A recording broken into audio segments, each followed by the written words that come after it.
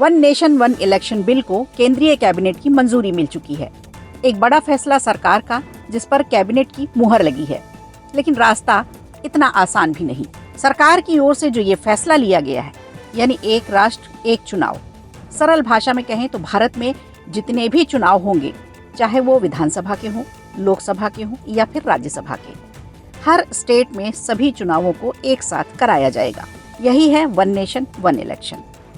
रास्ता इसलिए भी आसान नहीं है कि अगर ऐसा हुआ तो कई राज्यों की विधानसभाओं को भंग करना पड़ सकता है या फिर चुनाव स्थगित कराए जाने पड़ेंगे। तो गौर करने वाली बात यह है कि अगर 2025 की शुरुआत में, यानी नए साल के आगाज में ये बिल पारित हो गया, तो क्या दिल्ली और बिहार में होने वाले चुनावों को स्थगित किया जाएगा? इन सवालों को अगर थोड़ी देर पीछे भी छोड़ें तो समझते हैं इस बात को कि क्या भारत के लिए वन नेशन वन इलेक्शन जरूरी है। सरकार का कहना है कि अगर एक साथ चुनाव होंगे तो प्रशासन का बहुत सारा समय और पैसा भी बचेगा। बार बार आचार संहिता भी नहीं लगानी पड़ेगी। इसके अलावा पुलिस और फोर्सेस पर भी तनाव कम रहेगा।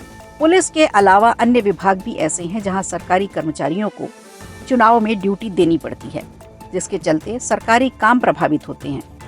स्कूल के टीचर्स की ड्यूटी लगने से बच्चों की पढ़ाई पर असर पड़ता है। अगर राज्य और केंद्र सरकार में एक साथ चुनाव होंगे तो ऐसी परेशानियों से बचा जा सकता है। वहीं अगर विपक्ष की माने तो एक राष्ट्र और एक चुनाव से विधानसभा और लोकसभा में वोटिंग पैटर्न प्रभावित होगा और वन नेशन वन इलेक्शन काफी ज्यादा खर्चीला भी होगा। साथ साथ इससे क्षेत्रीय मुद्दों पर भी असर पड़ेगा। ऐसे में अगर one nation one election EVM से कराया जाएगा तो जाहिर सी बात है और भी ज्यादा ईवीएम मशीनों की जरूरत होगी, जो कि फिलहाल पर्याप्त नहीं है।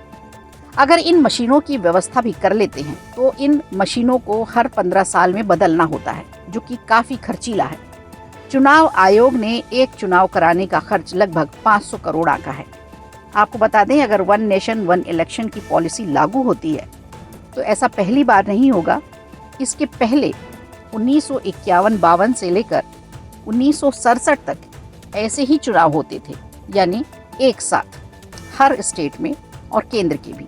लोग लोकसभा और विधानसभा चुनाव के लिए एक साथ वोटिंग करते थे, लेकिन साल 1968 और 69 में कई विधानसभाएं भंग हो गई। वहीं साल 1970 में लोकसभा को भी भंग कर दिया गया था, जिसके चलते अलग अलग चुनाव होने लग गए। अब बात करते हैं बिल पास कराने के लिए संख्या बल कितना चाहिए। बिल के लिए 2/3 बहुमत और राष्ट्रपति की मंजूरी जरूरी है। अब देखना होगा 291 सीटों के साथ एनडीए की सरकार इस बिल पर विपक्षियों को कैसे मना पाती है, मना भी पाती है या फिर कुछ संशोधन करना पड़ेगा।